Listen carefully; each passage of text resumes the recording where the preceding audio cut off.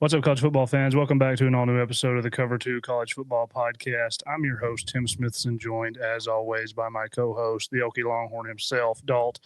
As usual, first and foremost, how we doing tonight, buddy?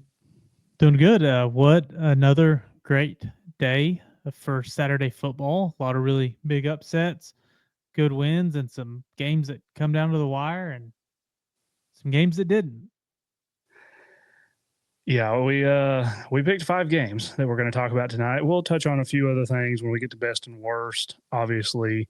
But we did have 5 games that we picked. You had a pretty good week. You were one game away from 5-0. I went 2-3. I'd have to go back and look. I think Carson went 3-2, I believe. I know he took Ole Miss, he took South Carolina, and he took Bama, but he took Oklahoma and he took Tech. So those were his 2 losses. But it was a good weekend. We did have some really good games. Really, for the most part, these games that we picked, really only, I would say 2 of the 5 were, Ole Miss Georgia was good, but the final score, Ole Miss kind of took control of that game. We're going to talk about it, obviously, but South Carolina has no problem with Vandy. Colorado beats Tech by 2 touchdowns, which I think the final score there doesn't really indicate kind of how back and forth that one was for most of that game. Missouri Oklahoma was obviously hard to watch most of the game, then got really drunk at the end. And then Alabama just demolishes LSU in Baton Rouge. So we're going to talk about them, Dalt. Our first game that we touched on in the preview episode was South Carolina going on the road to Nashville to take on the Vanderbilt Commodores. And they came in here as a 3.5-point favorite. Me, you, and Carson, we all took South Carolina. Felt like it just was. I wanted to take Vandy here because it seemed like a disappointment type of atmosphere for South Carolina coming off the big win the week prior, but I'm glad I didn't because South Carolina pretty much controlled this game start to finish. Rocket Sanders had a great day running and catching the football. I didn't watch a whole lot of this one. I did see highlights, but what did you think of this one here? We were both on South Carolina, and they cover, like I said, they win this game by 21. Yeah, just kind of what we kind of went the way we said it was going to go. Better athletes on South Carolina's team than there are Vandy's team. I know Vandy is a scrappy team, and they kind of jumped Alabama and gave a couple other teams some scares. But when it comes down to it, sooner or later, the better athletes are going to win. South Carolina recruits better than Vandy. They've portaled really well. And they just lined up and played bully ball. I mean, they rushed for 214 yards to Vandy's 108. And then they also throw for 238 in what is just 9 for 12 on third down. That's a recipe for success. Yeah. Yeah, that's usually what you want to do. Like I said, I can admit I did not watch much of this game really at all. It was 7-0 game at halftime, Dalt. Kind of slow. The defenses were really there in the first half before South Carolina really took over. Yeah, and South Carolina kind of had a big third quarter. They go into the fourth up 21-7. They put on a fourth quarter touchdown. Like I said, the final here was 28-7. But the story of this game to me, Dalt, was like I said, Rocket Sanders had 15 carries, 126 yards, a couple touchdowns. He had a couple receptions for 52 and then another receiving touch. I don't know if you saw the highlight of his receiving touchdown, but it was pretty impressive. He kind of caught it. It was, I think, a screen pass, and they just set it up perfect, and it went for, I want to say 30 or so yards, something like that. 43. And then, no, 43, yeah. I knew it was, I see it there right now. Yep. And then Lenore Sellers, I mean, just efficient, 14 of 20, 238, couple touchdowns.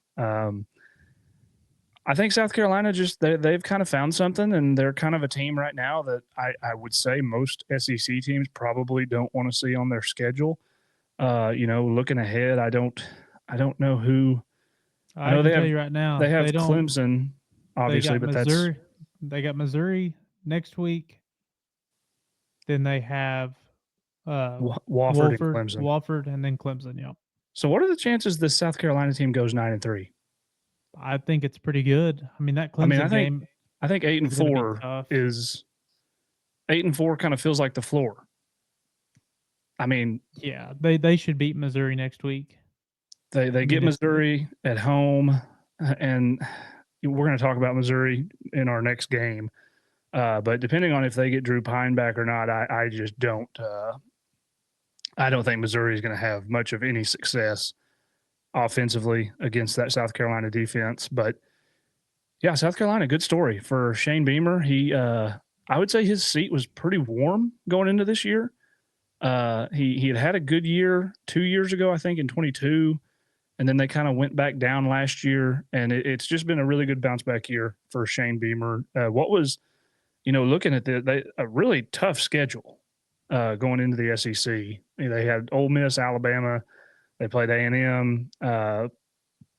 Obviously, a lot of people thought that game at Oklahoma was going to be tough for them. It wasn't, but uh, beat Kentucky week 2, and then they still have Missouri and Clemson left. So one of the tougher, I think it was like the second or third toughest SEC schedule. So you can't say enough for the job that Shane Beamer's done, just kind of leaning on that defense and really letting Lenoris Sellers do his thing at quarterback. They seem to have found a pretty good recipe for success. So, like I said, we were on South Carolina here. Just felt right. Felt like they were just looking at it on paper the better team, and that was ultimately the case. So we took the Gamecocks at -3.5. They obviously cover, winning by 21. Do you have anything else on this game, or you want to go ahead and move on to no, our next? just Vandy sitting at 6-4 right now, bowl eligible. Final 2 games at Death Valley, Tennessee at home. Good luck. Which, I mean, LSU looked putrid against Alabama. Diego in the run game may. I think LSU hates to see a running quarterback coming. Yeah, yeah, you might be right. I don't know, LSU, man. They just are. We're going to talk about them up and down. You kind of thought they were starting to play some really good football, and then they lose to A&M. Obviously, get smoked by Bama. We're going to talk about LSU, but yeah. But I mean, is 6-6? That's a great year for Vandy, right? Oh, That bowl game. absolutely. I mean, considering they were the let's worst, our worst team, let's just say they still won those 2 games. And I 7-5. I'm not going to act like, Tennessee is good, but do they just terrify you on offense? Like, and now Nico's kind of banged up. Like, If Nico's out, is it all that terrifying? right. Well, even with him, it just their offense hasn't really clicked for the most part outside of those non-conference games. So again, we'll move on. Next game of the weekend, Dalt, featured my Oklahoma Sooners. 30-23 is the final here in Columbia. Missouri defeats Oklahoma. They cover 2.5, -2.5, so they win outright in a game that OU is getting harder and harder to watch by the week for me, Dalt. What I know you watched a lot of this one. Texas had already played. It was really, other than the Alabama LSU game, and it was probably a better game to watch. Really, it wasn't maybe better to watch, but it was a closer game. What did you think of this one? This game was a complete mid-off. Facts. It was terrible. The score at the half was what, 6-3, 9-3, 9-3. Oh, you had a 6-point lead. Do you know what I thought when OU had a 3-point lead at the half? I thought this was a lock. I thought 9 points was going to be more than enough. OU can't get out of their own damn way. You should. It is terrible. They give up the did the muff punt come from cause the touchdown, or was that the field goal? That was a field goal. They held him to a field goal there. Okay, so you have the muff punt. Missouri hadn't had any pulse in the first half before that muff punt. I think both quarterbacks, I think the leading passer at halftime was OU's punter with 43 yards. I think they were tied at when it was all said and done. Yeah. But yes, well, I mean, yeah. And then in the second half, they take the 10-3 lead or 10-9 lead, and I'm like, damn it, OU may not score again.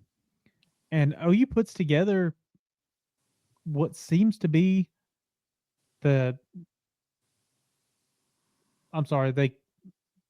after Missouri went ahead, and missed 16, the extra 16, point. Yeah. And missed the 16 extra to 9. point. That's when I thought, damn it, OU's not going to score again.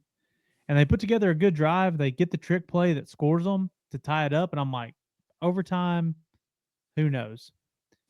When they got the scoop and score on like Mizzou's second play of the next drive, I thought this was in the bag. I really did. I thought there's no way Missouri hadn't had a pulse.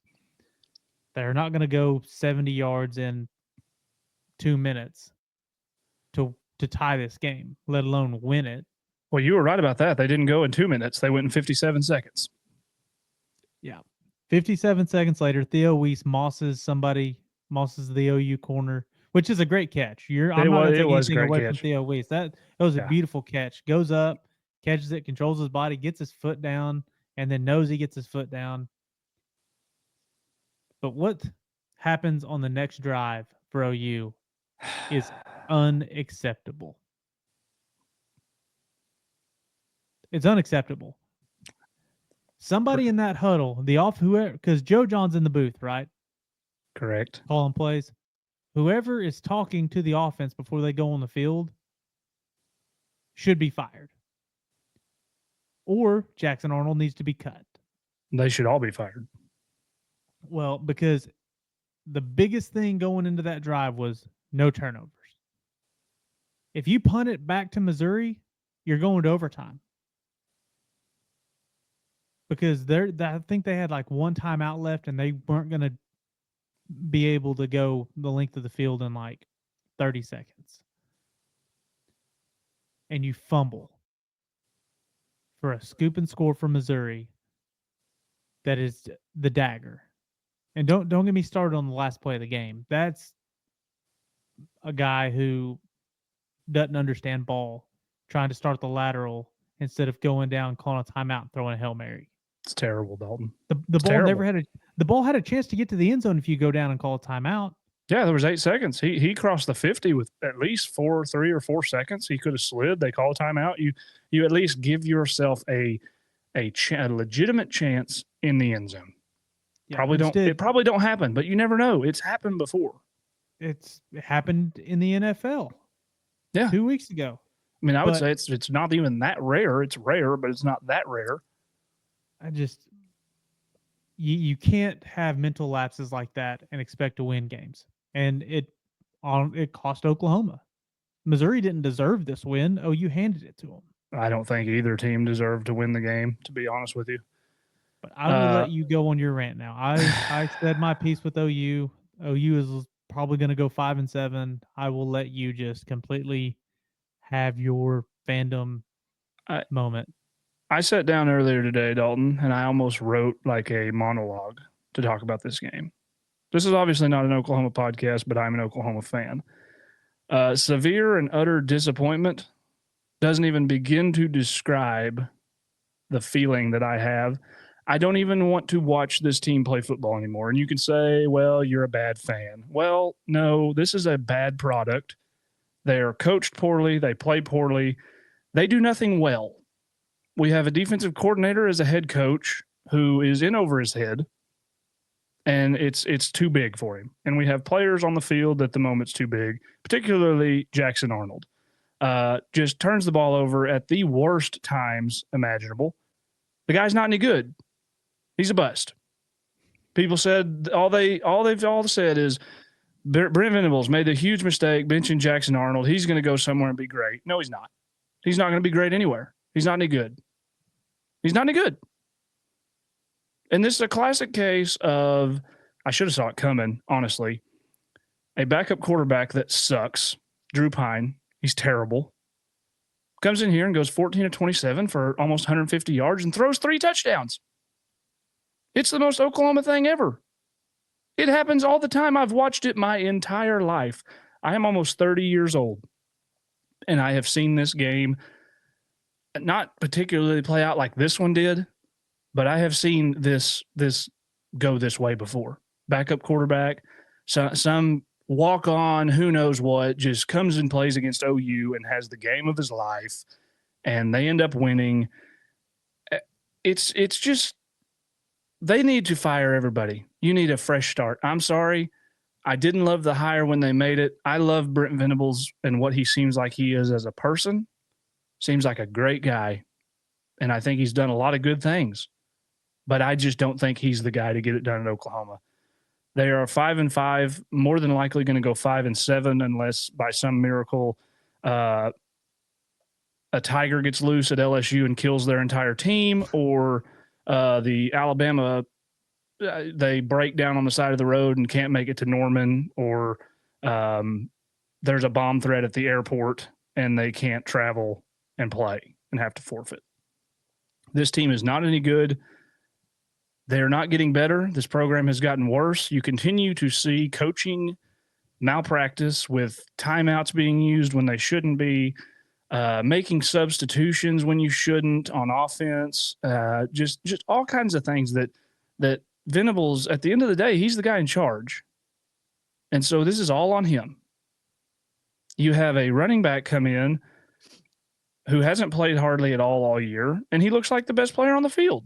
Yeah, I was gonna say the bright spot is the Xavier Robinson kid, and freshman from UConn, 9 carries, 56 yards.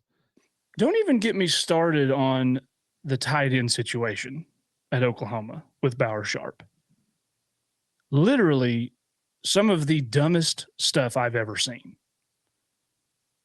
And like I saw the jet sweep or the sweep play to a tight end, which I saw somebody saying that Arnold should have pulled that, like that was most likely the call, and he just didn't pull it because he would have had some room to run straight, up the field.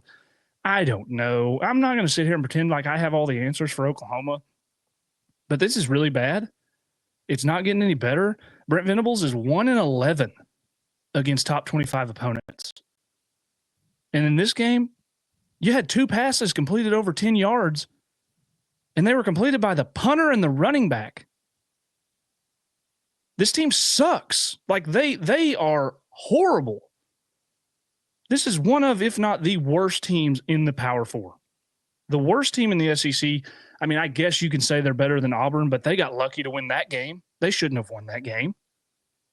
And frankly, you're going to hear OU fans all week. They're going to cope and say, oh, well, this or that, or, whatever. We were up 23-16 with 2 minutes. Like, if you would have won this game, it would have been like luck. They didn't do anything to earn this win. And then the same goes for Missouri. I'm not going to give Missouri any credit for this win. I'm not. These two teams, neither one of these teams are any good. They're not. They're just not. But I could sit here and rant about Oklahoma. I could, I just, as a fan, I am severely disappointed that this is the product that I'm seeing week in and week out.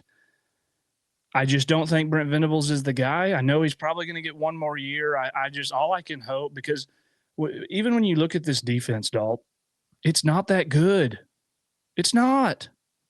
It's an average to it's a decent, solid defense, but this guy's supposed to be elite and have elite defenses, and I think he's in over his head.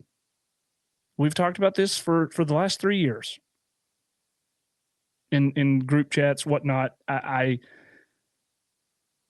this team, they just are they're undisciplined. You have penalties. You have, just like I said, the coaching error, just the things that they do.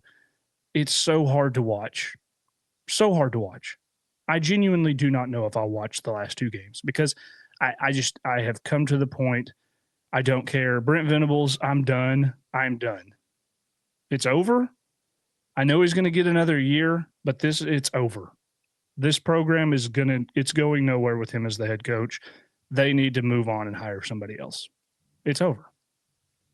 I'm done. The only thing that might be good about Brent Venables getting another year is if Florida's true and they keep Billy Napier and nobody else big enough hires Signetti. Yeah. I don't, again, people may react to this the wrong way. I love Oklahoma football. I was raised. I watch every game with my family every Saturday. I go to games. It's one of my favorite things to do. Oklahoma athletics, period. But football is obviously king. It always has been. And this is just the worst product I've ever seen in 29 years of life. So about 25, 26 years of like cognitive knowing what was going on since 2000. It's horrible. They suck. Absolutely suck. Terrible. And I just think everyone's clueless. I think that they're all in over their head. No clue. So anyway, we'll move on. You got anything else?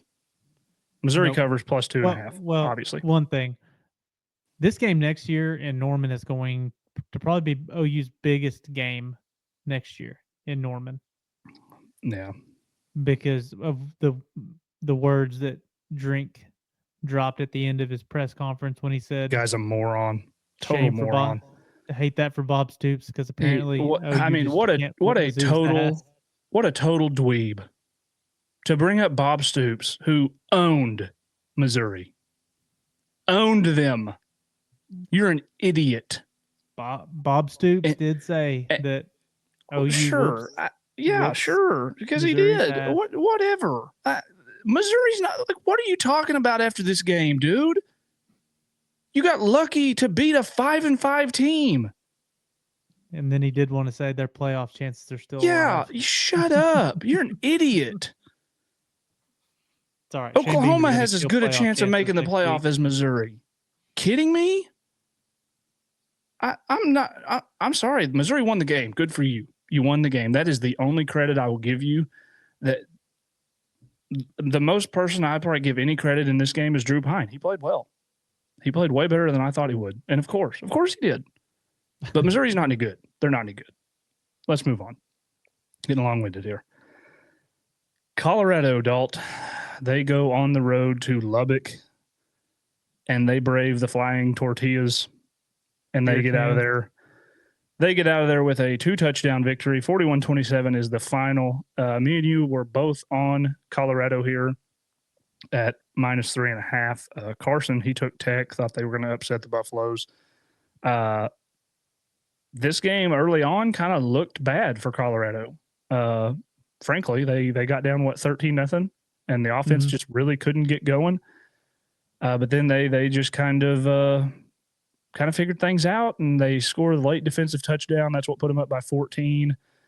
They do end up covering, obviously, the winning outright. So what did you think of this one?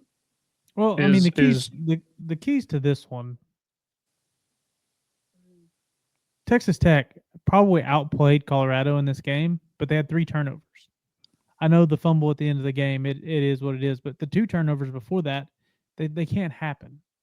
If you're trying to upset a talented offense, you can't give them more chances than what they already have. And this is the most Texas Tech thing ever. I mean, you've got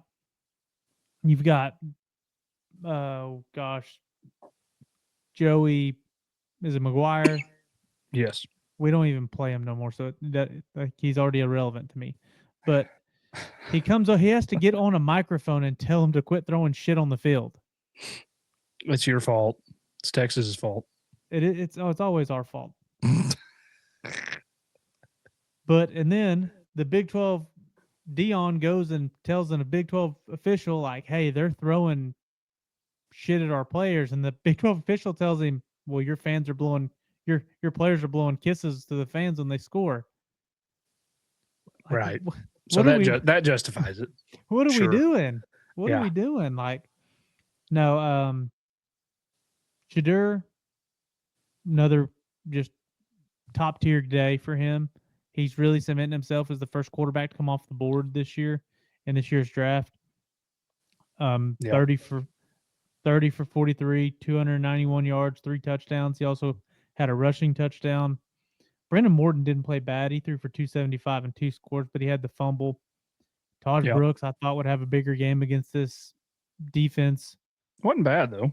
No, I mean 137 yards, but I really expected him to hit that 200 mark. I Yeah. really thought he was Probably going to have would his way. have liked for him to find the end zone maybe another time too. Yeah. But I mean, Texas Tech outgains Colorado. They have more time possession. The big killer was the 3 turnovers.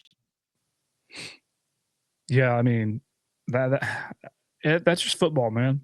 Like again, back to that Oklahoma Missouri game, turnovers. You just can't win football games when you turn the football over. And I mean, Texas Tech, they had the ball late in the game, had a chance to drive the field and tie it up. He gets what was it? Strip sacked, right? Yeah, strip and sack. kind of as he gets hit as he was throwing, and Yeah. the ball flails away. Shiloh Sanders picks it up, of course, and he scores. And That's then probably the best thing he's done all year. Did you see what happened in the end zone? Nah, Shiloh's holding the ball, walking off with it, and the Texas Tech ball boy like goes to get it from him, knocks it out of his hand to grab it, and then the oldest brother, who's a fucking nobody, ju- ju- jumps in the kid's face and is just mfing him, calling him all kinds of slurs. And he's just like, who are you, dude? Like, you're the oldest brother of the 2 more talented brothers. Yeah, and let's not pretend like, frankly, Shadur's, Shiloh. No, well, I just mean Shadur's the only one that's really worth much, yeah. if we're being completely honest. Yeah, but it was just the most like, it was a clash of 2 very, very toxic programs. Like Colorado, very mouthy, very showboaty for under prime, and then Texas Tech fans are terrible, they're horrible. They're a gunshot away from a riot. What was Texas Tech wearing? What are those uniforms? They're terrible. They're so bad. They're terrible. I mean, like, some of these teams and the uniforms that they think that they upgrade, like, it's horrible. Like, when did Texas Tech become like this? It's like the same color of those alternate uniforms OU wears that I hate. Like, it just looks horrible, terrible. But Travis Hunter, 9 for basically 199 yards, had a touchdown. Is the Heisman his or Ashton Genty's? Is that kind of where we're at? I mean, I think it's Travis Hunter's. Like, I don't want to mince words and say that I think that Ashton Genty is all. Well, yeah, you have so many people that are voting they're voting on this award that aren't watching. Which, I mean, he had another 200-yard game. If they see his stats, I mean, I think he's going to be right there, and I still think he's got a chance. But do you know what? Just like everybody talks about, like, what is Travis Hunter's biggest? What does he brag about the most? Why he's the best player in the country, why he deserves a Heisman. I guess because of how much he plays. Because he's a two-way, right? Yeah. Well, I'm scrolling through the defensive stat line. He didn't record a single defensive stat. Yeah. Not a tackle. And pass breakup. You would get the argument back that they don't throw at him because he's so good, but I don't think he's going to play both ways in the NFL. I think he's going to be a wide receiver. I think he's going to be a receiver. Like, I think that'd be probably the smarter move. Like, you make more money as a wide receiver, and without a doubt. And you affect the game more. But big win for Colorado. Not to get too far off topic here, Dal. 7-2 now, 5-1 in the conference. Believe they are the only BYU. one-loss team remaining, and then you have BYU who's unbeaten. So Colorado totally controls their own destiny the rest of the way. If they win out, they will be in the Big 12 championship. Same with BYU, obviously, who's still undefeated. We may touch on that one here in a little bit. But good win for Colorado. I'm coming to terms with. I told you this earlier. I think they're going to win the Big 12. I think this is going to be a playoff team, top 4 seed. I know you think Boise State has an outside chance at hosting. I just don't. I think winning the Power 4 conference, and I know they don't really have. If they beat, let's just say BYU goes undefeated. If they beat them in the Big 12 championship, like they're going to be the 4 seed, in my opinion. Yeah, I just think that, and we talked about that earlier this year, the possibility of the Big 12 totally cannibalizing itself and that group of 4 team possibly getting that bye. I just don't really think anybody's really considering that as a possibility, but I wouldn't say it's out of the realm. I don't totally disagree with you, but I think the only thing that might make that plausible is when it comes down to it. You look at Boise State's loss; it is almost as good as Ohio State's loss. Yeah, well, I mean, it's the same. Basically, it's the same it's loss, basically the same, just by more. 2 more points. Yeah, yeah. And then you look at Nebraska's or Colorado's losses, and they got hammered by Nebraska. Yeah, who is falling apart now. Yeah, but I mean, at the same time, I think teams they change throughout the season. They get better, they get worse. But I don't disagree with you. I think there's an argument to be made. I just think Colorado is a big enough brand, especially with Dion. But just historically, even Colorado, it's a solid football school. Like in years past, I think I think there'd be a better chance of that happening if BYU dropped a game and then maybe still won the conference. But even then, still, I don't know. BYU, they have that good win against SMU, who may win the ACC. So we'll see. But massive win for Colorado nonetheless. Like we said, they control their own destiny in the Big 12, the wild Big 12. And they cover here. So this was a win for both of us. We'll move on and get to these final SEC games, Dalt. Our first one, we're going over to Oxford, Mississippi. The Ole Miss Rebels. Lane Kiffin finally gets over the hump and wins a big game. They defeat Georgia 28-10. Dalt hammered them. I mean, just strangled them defensively. Georgia couldn't do anything. I think they held them to like 40 something yards on the ground, 40 or 50 something, I think. Massive win for Ole Miss. Playoff hopes are very much alive. You look at the rest of their schedule, I don't think they have too tough of a remaining schedule. I pull it up right now. I know one of them. Obviously, Mississippi State. Oh, Florida, Mississippi State. They go to Florida this week. And what a bye in 2 weeks. In 2 weeks, they have Florida. So they have another bye. Okay. Yeah, and then they play Mississippi State at home, which they'll probably lose to Mississippi State at home. Yeah, that would be the most Ole Miss thing ever. But man, what'd you think of this one? I know this was in that 2:30 window, so we pretty much. I know you was Texas playing at 2:30, so you were probably. No, we played at 11. Oh yeah, 11. That's right. I got to see most of this one. What were your thoughts on this one? Jackson Dart goes down, throws a pick on the first drive of the game. Goes down, goes to the locker room. And my immediate thoughts, I messaged you and said, "Hey, can I change my pick? This is Ole Miss is cooked. let's put an asterisk by it." Sure enough, Georgia goes down, scores a touchdown off the turnover, and just immediately you're just thinking, "Damn it!" Jackson Dart still in the locker room when Ole Miss's offense takes the field. Insert the lefty swag. The lefty freshman, I believe he's a freshman, comes in. Simmons is his name. Austin Simmons, and all he does is go 5 for 6 for 64 yards, leads them down the field to score I mean, what they is seemingly just a walk down the field touchdown drive. went through Georgia like a hot knife through butter, man. I mean, mean, cooked them. Carved them up. Jackson Dart comes back in.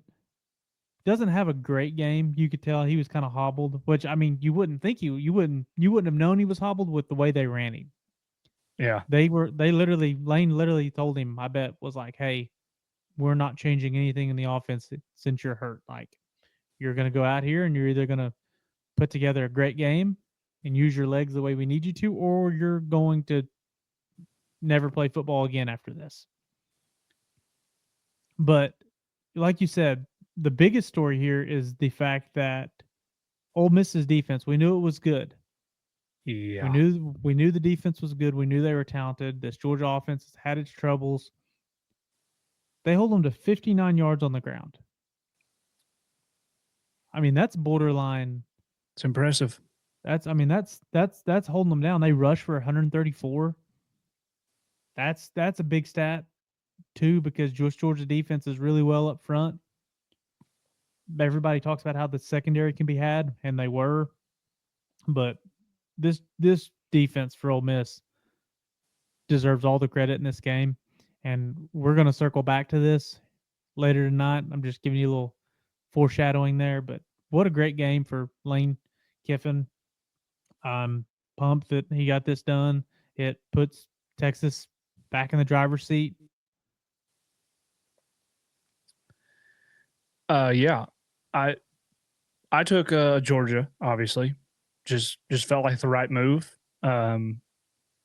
This is Georgia's first loss to a non-Alabama team in the SEC in like 3 years or something like that.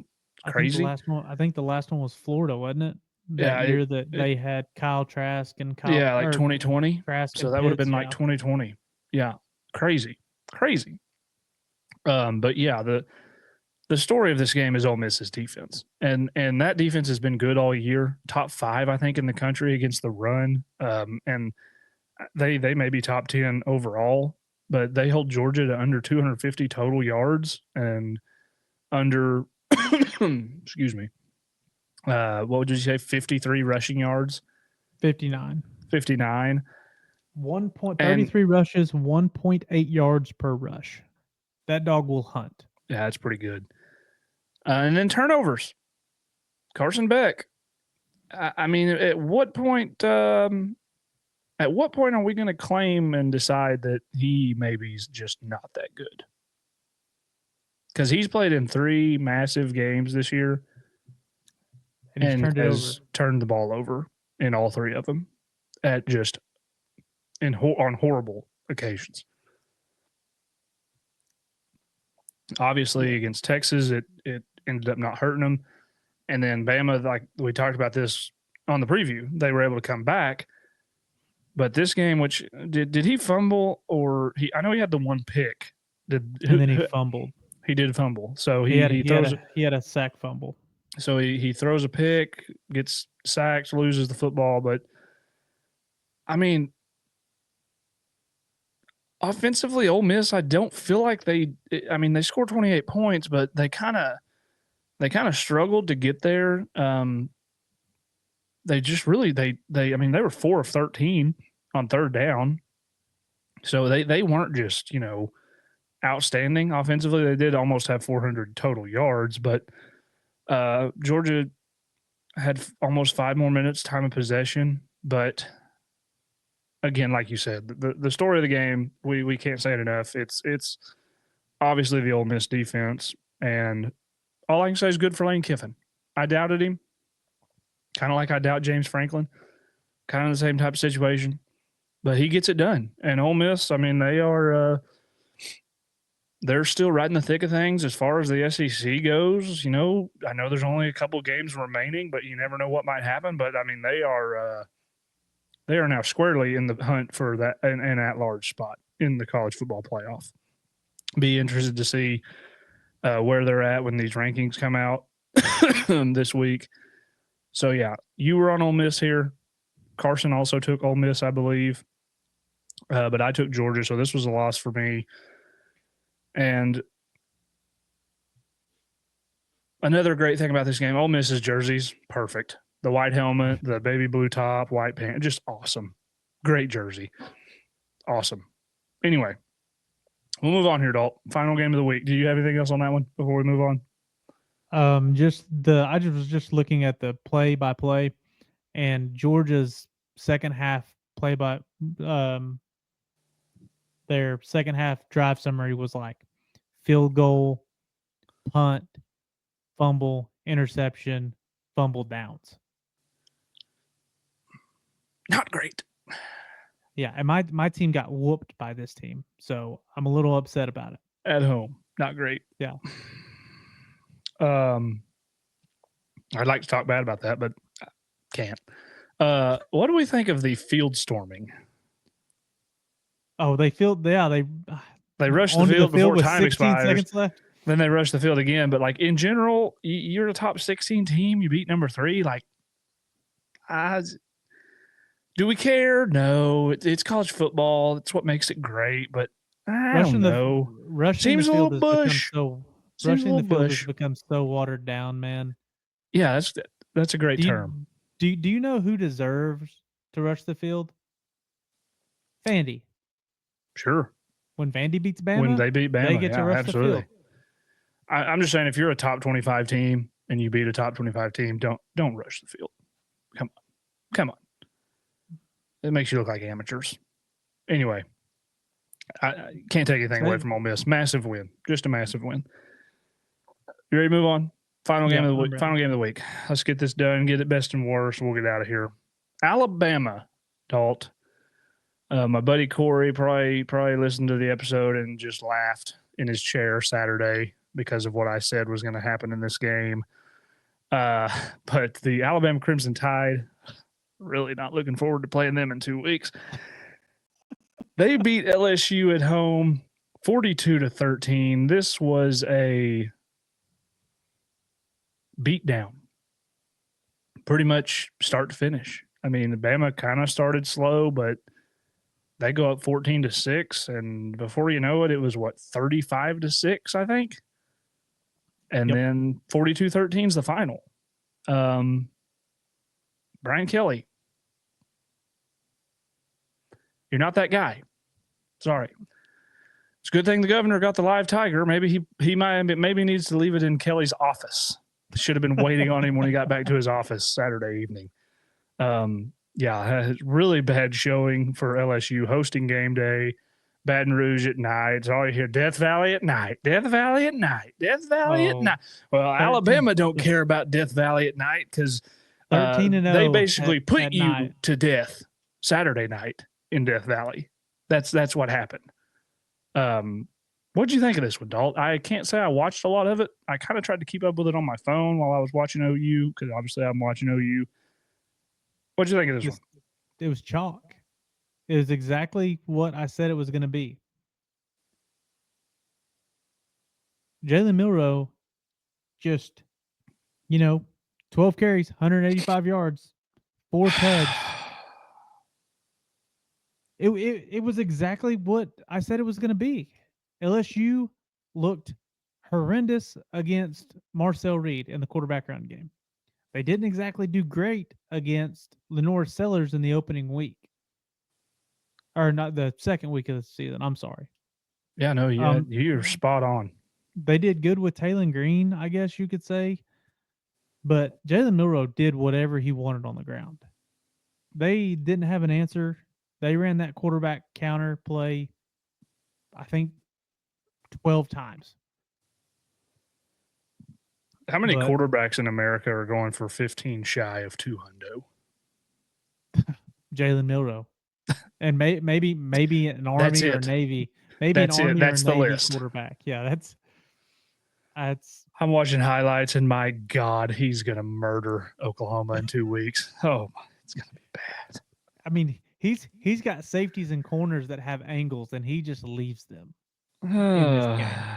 Oh boy. Let's flip the page. Like, we can talk about how good Jalen Milroe was. How bad was Nussmeier in this? This Alabama Threw, defense, threw the ball this 42 times. this Alabama defense is not that good. Like, let's No, not like they may be improved from where they were in the beginning of the year, but they are not just this dominating defense that no, they're everybody not. They're not chalks them up elite. to be. But you throw it 42 times, 27 to 42 for 239, and you turn it over again. Twice. Yeah, Jalen Milroe's going to tax your rear end if you turn the ball over to him. Your defense can't stop him. You already know you can't. Maybe take care of the football. They ran the ball better this week than they have in the past few weeks. They do go for over 100 yards, but the defense just wasn't going to give you any help in this. You had to make this a shootout, and when you turn it over 3 times in the game, you're just taking opportunities away from yourself. And Jalen Milroe in this, I don't even know if it's the whole offense. It's just him. Pretty sure he accounted for just looking at the score. Looking at the scoring summary, Jalen Milroe, 39-yard touchdown run. Jalen Milroe, 10-yard touchdown run. Jalen Milroe, 19-yard touchdown run. Jalen Milroe, 72-yard touchdown run. I mean, he might still be running.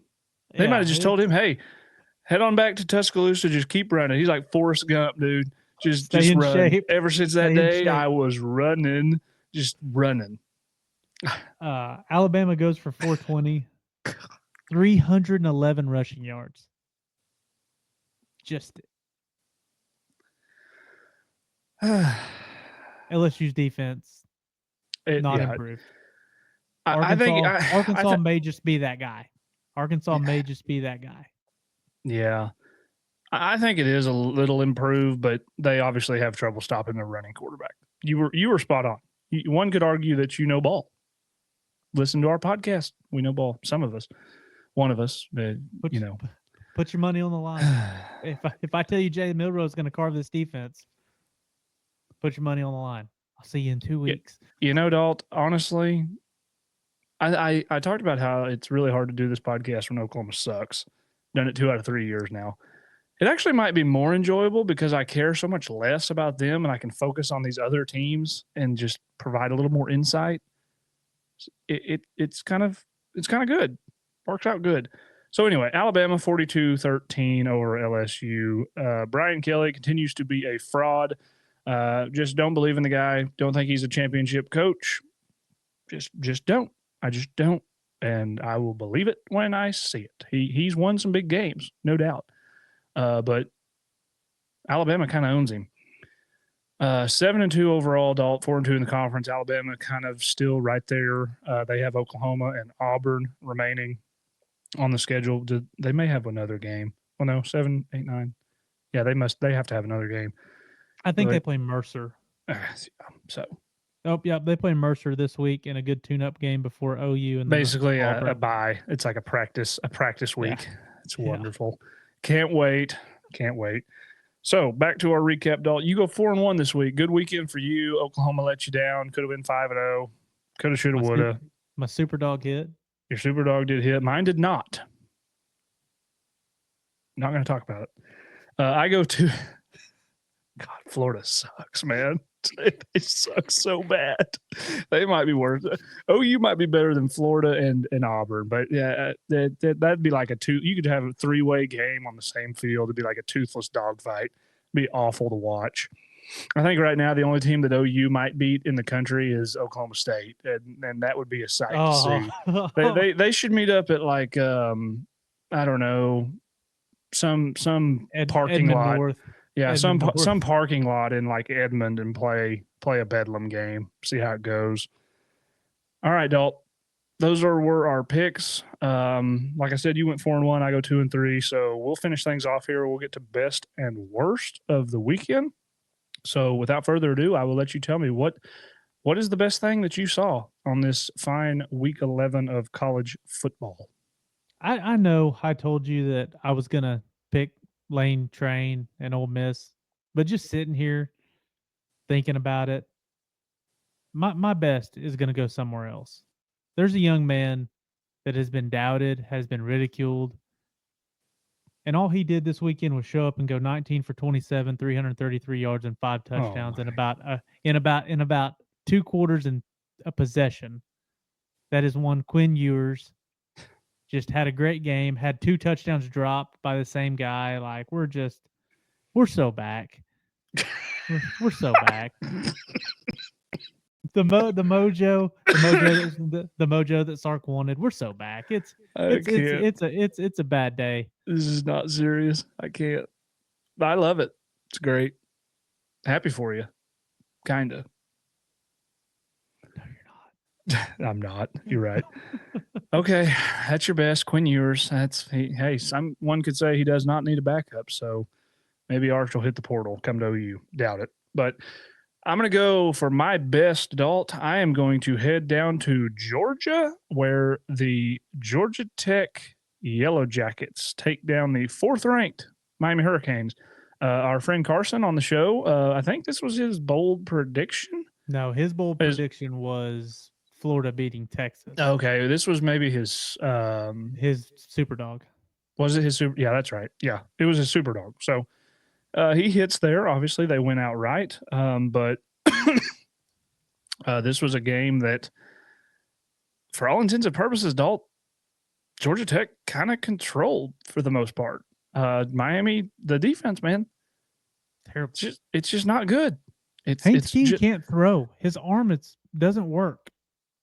I mean, you look at the stat line here or the box score, and Georgia Tech, it looks like a slot machine. 7 points in the first, 7 points in the second, 7 points in the third, 7 in the fourth. So they score in every quarter. Cam Ward has a really good day, 25 of 39, 348, 3 touchdowns, but it just was not enough. Now, Miami still obviously right there. Now, it does make things a little interesting because they are tied with Clemson in the conference. I don't know about tiebreakers, but they don't play each other. So I would assume, like most conferences, that would go to your record against common opponents or something of that nature. I'd have to look into that. So we just talked about it a couple of weeks ago, Dalt. You said Clemson had no chance. The door's open. The door is open. So my best of the weekend is Georgia Tech. Massive win for can't think of the head coach's name. Can't think of his name. Anyway, massive win for them. They get bowl eligible, 6-4 overall. So that was my best of the weekend. Definitely the biggest upset of the weekend. Top 5 team goes down. Give me your worst. My worst, we just talked about them in our game of the week, is that LSU defense. Allowing Jalen Milroe to go for 185 yards and 4 touchdowns on the ground and giving up 311 rushing yards to Alabama. That's the worst. That's the worst. There's been some really bad stuff this weekend. There were some terrible plays. I mean, Miami went 3 for 10 and 1 for 4 on 4th down and 3rd down in their game. That could have been the worst, but no. We're going to focus solely on you. Giving up 311 yards to Alabama at home at night after all we had heard was how dangerous it is to play at LSU at night.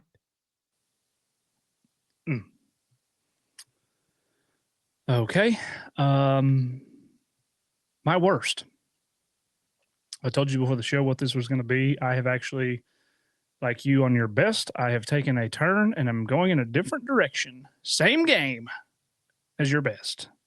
My worst is the Florida Gators and what's his name? Scott Strickland. Oh.